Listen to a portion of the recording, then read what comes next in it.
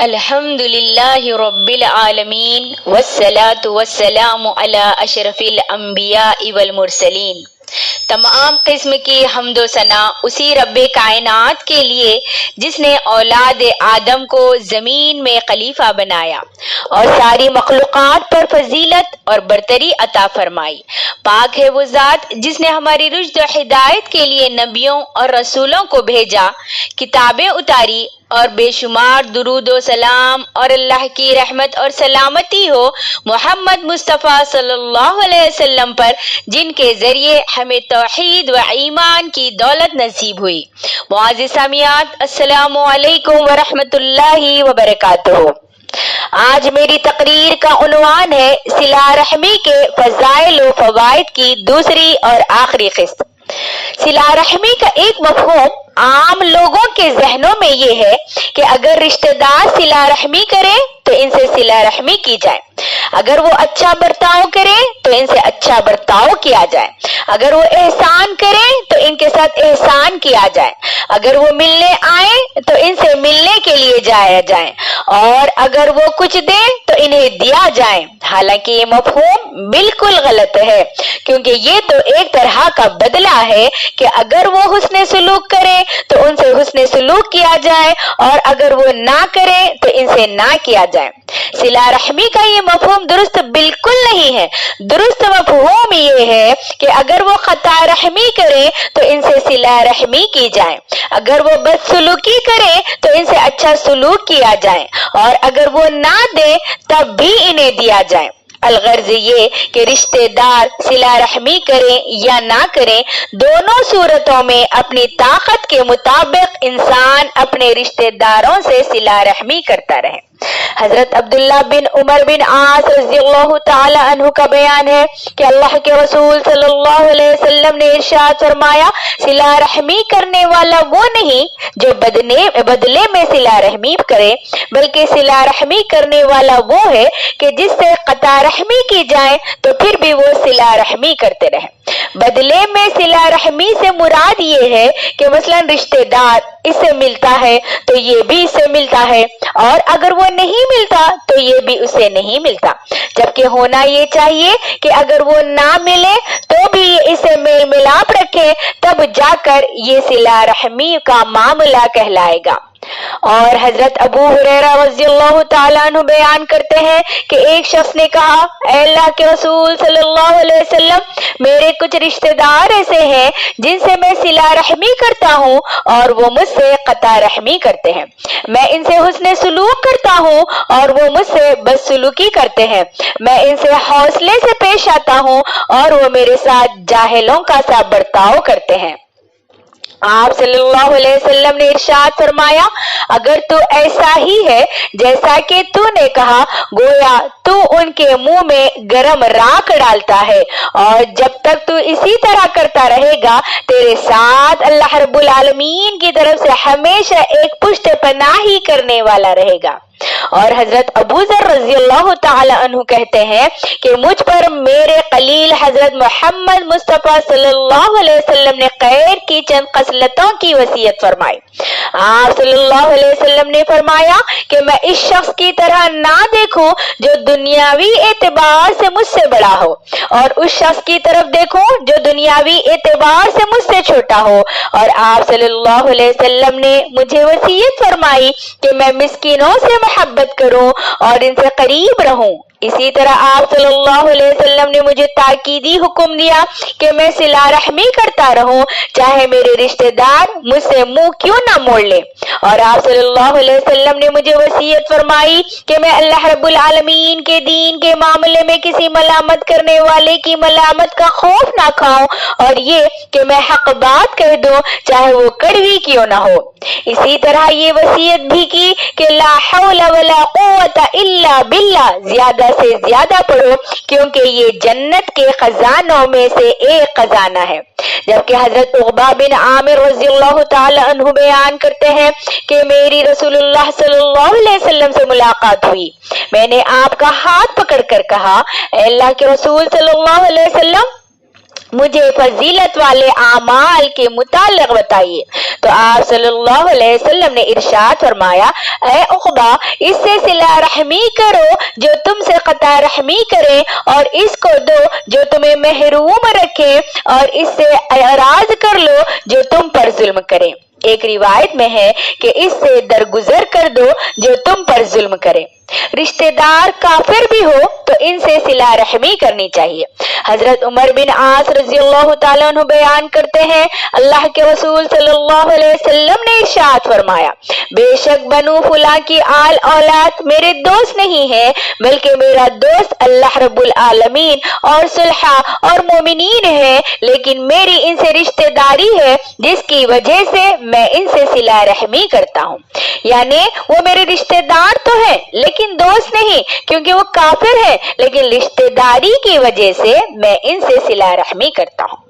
بعض اہل علم کا کہنا ہے کہ آل فلاں سے ابو لہب یا ابو سفیان یا حکم بن عاص یا عموماً سارے قبائل قریش یا خصوصاً بنو ہاشم یا آپ کے اعمام یعنی چچا مراد ہیں، اور ظاہر حدیث بھی یہی ہے۔ مطلب یہ ہوا کہ یہ سب مسلمان نہ ہونے کے مجھے ان سے دوستانہ محبت و پیار نہیں ہے، مگر یہ سبب قرابت میں ان سے صلہ رحمی کرتا ہوں۔ معلوم ہوا کہ صلہ رحمی کرنے کے لیے اسلام شرط نہیں ہے۔ اسی طرح حضرت اسماء بنت ابی بکر رضی اللہ تعالی عنہ بیان کرتی ہیں کہ میری ماں جو کہ عہد قریش یعنی صلح حدیبیہ میں مشرکہ تھی میرے پاس آئی، تو میں نے اللہ کے رسول صلی اللہ علیہ وسلم سے عرض کیا کہ میرے پاس میری ماں آئی ہے اور وہ کفر میں یا میرے مال میں رغبت رکھتی ہیں، تو کیا میں اس کے ساتھ صلہ رحمی کروں؟ تو آپ صلی اللہ علیہ وسلم نے فرمایا، ہاں، اپنی ماں سے صلہ رحمی کرو۔ یہ حدیث اس بات پر دلیل ہے کہ قرابت دار خواہ کافر ہو کیوں نہ ہو، ان سے نیکی کرنی چاہیے اور ان کے ساتھ حسن سلوک کرنا چاہیے۔ اب دیکھیں قرابت داروں کے ساتھ صلہ رحمی کس ترتیب سے کرنی چاہیے، اس بارے میں ایک دو احادیث سماعت کیجیے۔ حضرت ابو ہریرہ رضی اللہ تعالیٰ عنہ کا بیان ہے کہ ایک شخص اللہ کے رسول صلی اللہ علیہ وسلم کی خدمت میں حاضر ہوا اور اس نے پوچھا، اے اللہ کے رسول صلی اللہ علیہ وسلم، لوگوں میں حسن سلوک کا سب سے زیادہ مستحق کون ہے؟ اللہ کے رسول صلی اللہ علیہ وسلم نے فرمایا، تیری ماں۔ اس نے دوبارہ سہ یہی پوچھا، ہر بار آپ نے یہی جواب دیا کہ تیری ماں۔ چوتھی بار فرمایا، پھر کون؟ فرمایا تیرا باپ، یعنی اس کے بعد جو تجھ سے رشتے میں زیادہ قریب ہو۔ اور حضرت مقداد بن معد فرما رضی اللہ تعالیٰ عنہ سے روایت ہے کہ اللہ کے رسول صلی اللہ علیہ وسلم نے ارشاد فرمایا، بے شک اللہ تعالیٰ تمہیں ماں کے بارے میں وصیت کرتا ہے کہ اس کے ساتھ حسن سلوک کرو۔ آپ نے 3 بار فرمایا، اور اللہ تعالیٰ تمہیں باپ کے بارے میں بھی وصیت کرتا ہے کہ اس کے ساتھ بھی حسن سلوک کرو۔ اسی طرح اللہ تعالیٰ تمہیں قریبی رشتہ داروں کے بارے میں بھی وصیت کرتا ہے کہ ان کے ساتھ بھی نیکی کرو۔ ان دونوں حدیثوں سے ثابت ہوتا ہے کہ قرابت داروں میں صلہ رحمی اور حسن سلوک کا سب سے زیادہ حق ماں کا ہے، پھر اس کے بعد باپ ہے، اور اس کے بعد رشتے میں سب سے زیادہ قریبی رشتے دار مثلا سگے بہن بھائی وغیرہ وغیرہ، پھر دوسرے رشتے داروں کا مرتبہ ہے، اور ان میں محرم رشتے دار غیر محرم رشتے دار دونوں بھی شامل ہیں۔ جیسا کہ ایک حدیث میں اللہ کے رسول صلی اللہ علیہ وسلم نے ارشاد فرمایا، ماں باپ سے صلہ رحمی کرو اور بہن بھائی سے، پھر جو تجھ سے رشتے میں زیادہ قریبی ہو، اور پھر جو تجھ سے رشتے میں زیادہ قریبی ہو، اور جو دور کے رشتے دار ہو ان کے لیے صلہ رحمی کا کوئی خاص طریقہ مقرر نہیں ہے، بلکہ وہ عام مسلمانوں کے حکم میں ہے۔ جو حقوق اسلام میں تمام مسلمانوں کے لیے ثابت ہے، ان کا لحاظ ان کے ساتھ بھی کرنا چاہیے، اور اس کے ساتھ ساتھ رشتے داروں پر خرچ کرنا۔ کسی رشتے دار کا نان و نفقہ کسی رشتے دار پر واجب نہیں ہے، اس لیے کہ اس کی کوئی خاص دلیل موجود نہیں ہے اور صلہ رحمی کی احادیث عام ہے، لہذا جو رشتہ دار نفقہ کا محتاج ہو وہ دیگر تمام رشتہ داروں میں صلہ رحمی کا زیادہ حقدار ہے۔ اللہ رب العالمین نے ارشاد فرمایا سورۃ طلاق میں، کشادگی والے کو اپنی کشادگی سے خرچ کرنا چاہیے، اور جس پر اس کے رزق کی تنگی کی گئی ہو اسے چاہیے کہ جو کچھ اللہ رب العالمین نے اسے دے رکھا ہے اس میں سے اپنی حیثیت کے مطابق دیں۔ کسی شخص کو اللہ تعالیٰ تکلیف نہیں دیتا مگر اتنی ہی جتنی اس کی طاقت ہے۔ اور پھر اللہ رب العالمین نے سورہ بقرہ میں فرمایا، خوشحال اپنے اندازے اور تنگدست اپنی طاقت کے مطابق خرچ کرے۔ خرچ کرنے میں بھی دیکھیں، حضرت جابر بن سمرہ رضی اللہ تعالی عنہ سے روایت ہے، اللہ کے رسول صلی اللہ علیہ وسلم نے ارشاد فرمایا، تم میں سے کسی کو جب اللہ تعالی مال عطا کرے تو وہ پہلے اپنی جان پر اور اپنے گھر والوں پر خرچ کرے۔ گھر والوں میں بیوی بچے شامل ہیں۔ اور حضرت ابن مسعود رضی اللہ تعالی عنہ سے روایت ہے، اللہ کے رسول صلی اللہ علیہ وسلم نے ارشاد فرمایا، نفقہ اولاد سے شروع کر پھر اپنے ماں باپ پر اور اپنے بہن بھائی پر خرچ کر، اور پھر جو زیادہ قریبی رشتہ دار ہو ان پر خرچ کرو۔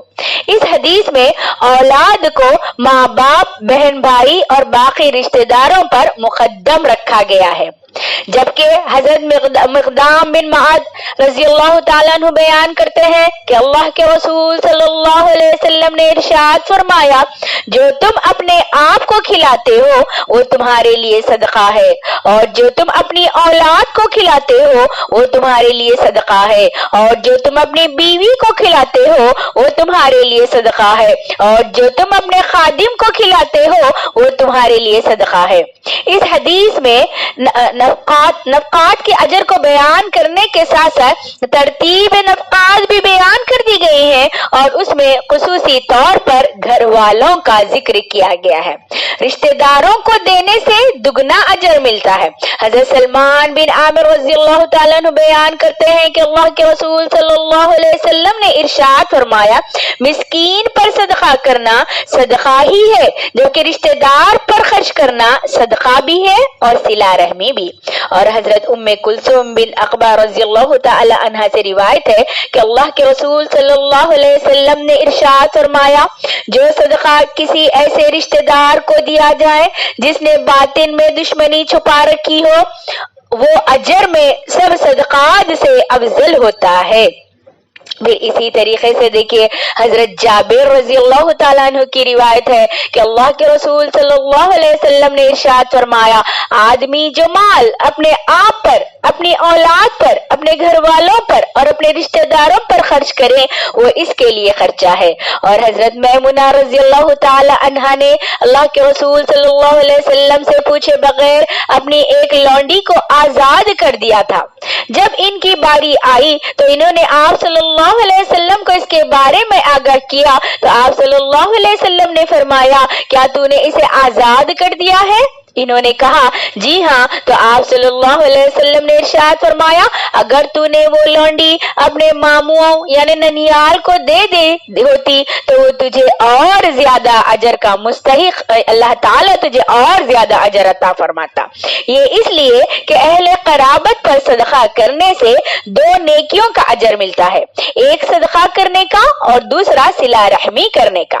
صلہ رحمی کے ان عظیم فوائد کے پیش نظر ہمیں اس بات کی پوری کوشش کرنی چاہیے کہ اقربا سے ہمارے تعلقات ہمیشہ خوشگوار رہے اور ایک دوسرے سے ہم لوگ اچھا سلوک کرتے رہے۔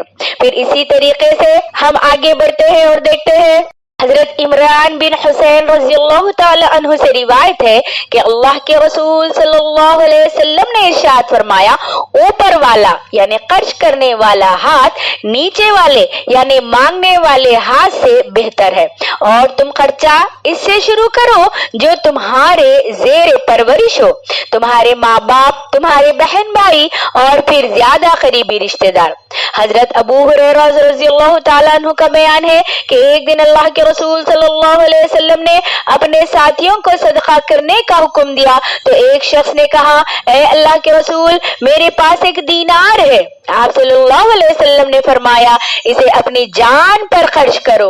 इसने कहा, मेरे पास एक और दीनार है। आपने फरमाया, इसे अपनी बीवी पर खर्च करो। इसने कहा, मेरे पास एक और है। तो आपने फरमाया, इसे अपनी औलाद पर खर्च करो। इसने कहा, मेरे पास एक और है। आप सल्लल्लाहु अलैहि वसल्लम ने फरमाया, इसे अपने खादिम पर खर्च करो। इसने कहा, मेरे पास एक और है। आप सल्लल्लाहु अलैहि वसल्लम ने फरमाया, अब जहां तू मुनासिब समझे वहां खर्च करे। इन तमाम अहदीस से साबित होता है कि खर्च करने के लिए इंसान को ये तरतीब मलहूज खातिर रखनी चाहिए कि सबसे पहले अपने आप पर, फिर अपने बीवी बच्चों पर, फिर अपने वालिदैन पर, फिर अपने खराबतदारों पर और फिर अपने खादिम और दूसरे लोगों पर खर्च करे। अल्लाह ताला हम सबको सिला रहमी की तौफीक अता फरमाए। आमीन सुम आमीन। व आखिरु दावाना अनिल हम्दुलिल्लाहि रब्बिल आलमीन। अस्सलामु अलैकुम व रहमतुल्लाहि व बरकातुहू।